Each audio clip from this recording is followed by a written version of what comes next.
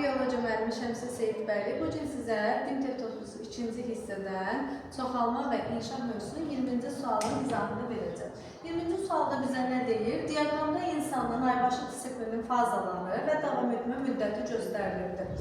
Uşaqlar, baxın, A, B və C hamısından çox olduğu üçün, deməli C sarı cisim fazası olacaqdır. Sarı cisim fazası olacaqdır. Biz bilirik ki, aybaşı fazasını 3 yerə bölürük. Aybaşı fazası, A olacaq aybaşı fazası. Aybaşı fazası 4-5 gün çəkir. Sarı cisim fazası 14 gün çəkəcəkdir. Və B aybaşıdan sonraki faza olacaqdır. Aybaşıdan sonraki faza. Aybaşdan sonraki faza isə 9-10 gün çəkəcəkdir. Gəlib bizdən doğru mülahizələri müəyyən edin. Doğru mülahizələri tapaq. Yazıq ki, B uşaqlığın serişli qişası bərpa olunmağa başlayır. Aybaşıdan sonraki fazada, baxın, aybaşı fazasında uşaqlığın serişli qişasında qabıqlar tökülür. Aybaşıdan sonraki fazada artıq bərpa olunmağa başlayır. Bəli, bu düzgün fikirdir.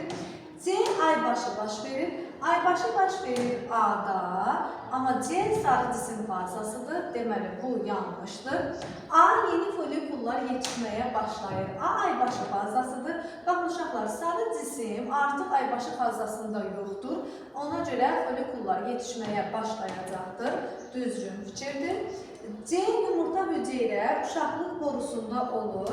Bəli, C'də yumurta hüceyrə burada ovulyasiya baş verdi 14-cü günündə və yumurta hüceyrə yetişib boruya düşəcəkdir və C-də uşaqlıq borusunda yumurta hüceyrə olan düzgün fikirdir. B-yə baxsaq, uşaqlıq divarının qalınlığı maksimaldır. Baxın uşaqlar, uşaqlıq divarının qalınlığının maksimal olduğu dövr sarı cisim fazasındadır. Məsələn, 28 gün aybaşı disiplində 28-ci gün ən qalın, maksimal qalınlıqda olur. Artıq B-də ən nazik olar. A-da qopub töküləcəkdir.